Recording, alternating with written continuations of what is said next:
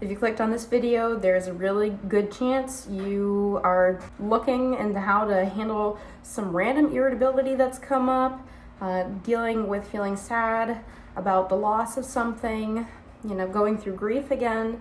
And I really do find that emotional burnout is really stemming from just emotions that aren't being processed. So what I mean by that, and I'll be using some personal examples, is you've tried methods to handle just task overload. Maybe you're trying to make lists. It just seems like you can't focus on anything, right? But the lists aren't helping. You feel kind of just out of it and sad, but going on the walk, being in the sunshine, it's not helping. You're getting enough sleep, but it's not working. And you are irritable, and they're not even doing anything wrong, as in like if you're irritable at other people, they're not doing anything wrong, but you don't know what's just making you cranky. I'm Josephine. This is my channel, The Versatile Housewife. I go over a variety of things, being that I am a stay-at-home wife and mother, and a lot of times I have to rely on myself to get things done and also make my schedule such that I still have time to do my own hobbies and invest in my own personal development. This video is video 3 out of a 3-part series where the first 2 videos are about mental and then physical burnout, which I will have them linked below, and I will remind you about them at the end of this video. So let's get back into this video.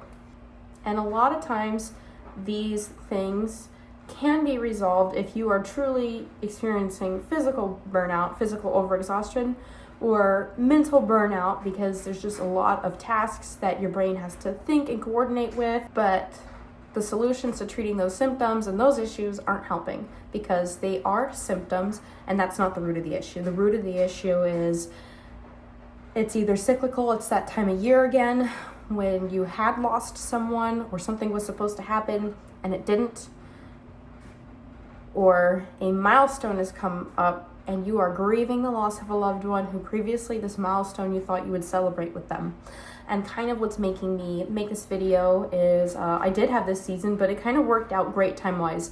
My sister's about to get married, and although I've already gone through this kind of anxiousness about getting married that had nothing to really do with the wedding, I didn't realize it would affect me from my sister's wedding. And I lost my dad at 18. So he didn't make it to my wedding. I didn't realize that when my sister was going to be getting married, again, I would be sad and missing my own dad on her wedding day too. We're his daughters, and he's not going to be there with us. And expecting to see him walk her down the aisle obviously is not happening. Or even just being able to make a toast. He was renowned for his toasts. He was able to do some really great toasts for weddings I had attended for other family members when I was a kid, but obviously not for my own wedding and not for hers. And that's hard.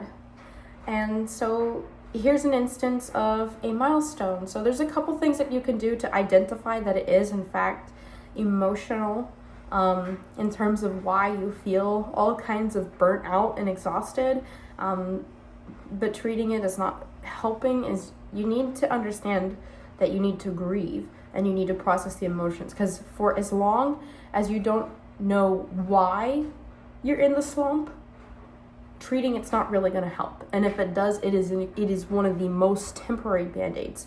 Even with physical exhaustion, still getting one good night of sleep can do more wonders for that than for dealing with this. So when you grieve, it was at the 7 stages of grief. There might be areas that you didn't realize you would need to grieve. Let's say you're having that first child and you lost the father, you lost a parent, you lost a sibling, a friend, and you thought they would be there with you to celebrate the birth of that child, and that's not happening. You have to grieve that. And what you might not, obviously you're going to grieve that when you have the baby, but maybe you don't realize that when they start crawling, that grief comes back, and it comes back very fresh. When they have their first birthday, it comes back. When they say their first words, it comes back. It's all those milestones. And I have found in having my kids, it was the worst with my first, that my dad wasn't there with me, and it's gotten a little bit easier with every other kid.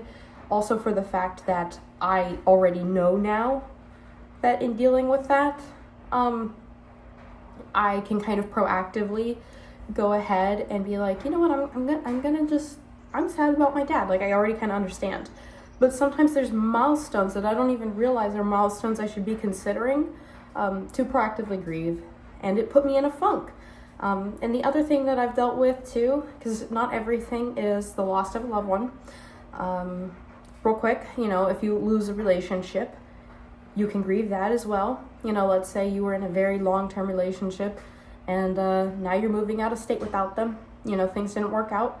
And maybe you lived somewhere, like in my experience, just in general, living in Florida, moving to North Carolina, I didn't know that there was so many leaves that could change colors. I was like, Florida does have leaves changing, and it's not the same. Like, I've seen pictures, but to some extent, people edit them, right? And seeing pictures, I never really vacationed at the height of leaves changing. And so if you're in that situation where you move somewhere and you thought that you were going to enjoy seasonal changes suddenly with this person and now you're not, you may need to grieve that. I've also lost a pregnancy, and that happened in fall time, and sometime in April would have been when they were supposed to come, and they came way too early for that. And I planted a tree at the burial site with my husband, and as all the leaves are budding on every other tree because it's spring, with La Nina having been here and the warm weather, it budded early, all the leaf buds, and then it got to below freezing temperatures again in the evenings, and it has a whole bunch of frost cracks and all those buds are dead. And the tree looks like it's not going to make it. And that's affecting me. That's a little bit more open. But before I was really inspecting it, just something about being in that area of the yard made me anxious, made me upset. And when I investigated it, I could finally realize, okay, like, this is all together. So it's kind of been a double whammy of emotions. And I was in a funk. And finally really only the past day now that I'm making this, because I kind of said I wouldn't make this video until I felt more resolved. I've finally really been able to take the chance to grieve. Just, it's unfair. And just tell myself it's unfair. And allow myself to feel that. And take some time where, I'm not just trying to push through it. Because that's what I was trying to do, and it wasn't helping, because I didn't really pinpoint why I was upset. Just trying to push through, I don't feel good, like, try to go to bed early. That doesn't work, and because it didn't work, it made me more mad. Trying to be nicer to my husband, but then it felt like he just didn't understand. And he couldn't understand because I also didn't understand yet. And part of feeling understood is sometimes we don't even understand ourselves. And so you need to take a moment to run through your roster. Is it this? And I just call running through my roster, is it my dad? Is it, certain things about other people in my family? That's not deceased, but just issues where I'm not going to go too deep into it because, it's still alive. Failed friendships hurt more than you would think. You got to grieve those. If you have a failed friendship, some people, they don't understand. Well, why can't you just be friends still, or just, reduce? Failed friendships hurt. They hurt a lot. Or things like pregnancy lost.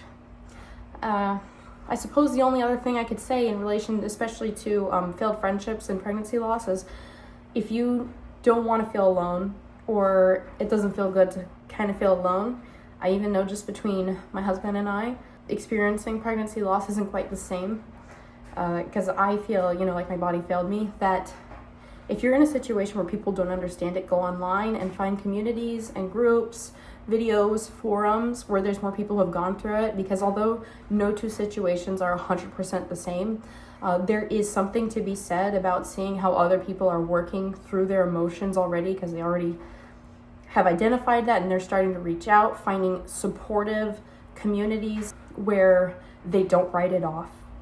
Like, oh, well, that was just your friend, not your spouse, whatever. Or, well, at least it wasn't like you actually got to know your child, like losing an older child. Finding those communities where your feelings are validated can be very helpful too. So not only do you need to validate your feelings, but for many of us, we also want to feel like those around us validate our feelings too. But you have to process the feelings. And then once you do that, doing things like going on walks after the fact. Once you know that, it's going to be a great time to kind of think through it. And that self-care activity the self-care activities do start to help after you've recognized that you are grieving something. And so that's what I'm calling emotional burnout, because sometimes emotions are processed very subconsciously and they're not just in the forethought of our minds. So it can be a little bit challenging dealing with them, but I do have 2 videos about mental and physical burnout linked in the description. And so if it's not emotional burnout, maybe it's that, but if you have some of the symptoms for those, but it's just trying to treat them isn't working, then it very well could be because you're grieving something and it's coming back in waves, whether it's a milestone, an event, or it's just a certain season of the year. You're experiencing it now, and so you have to kind of grieve again. I wish you the best. If you need someone to talk to, at least, or just kind of like vent for a moment about things, feel free to put it in the comment section. At this rate, I can still read all the comments, and as best as you can. I hope that you have, a better weekend, better week to come, and that the tips in this video were useful in kind of identifying and acknowledging that you might need to just actively process your grief again, and it's okay to do so. So thank you for watching this video, and bye.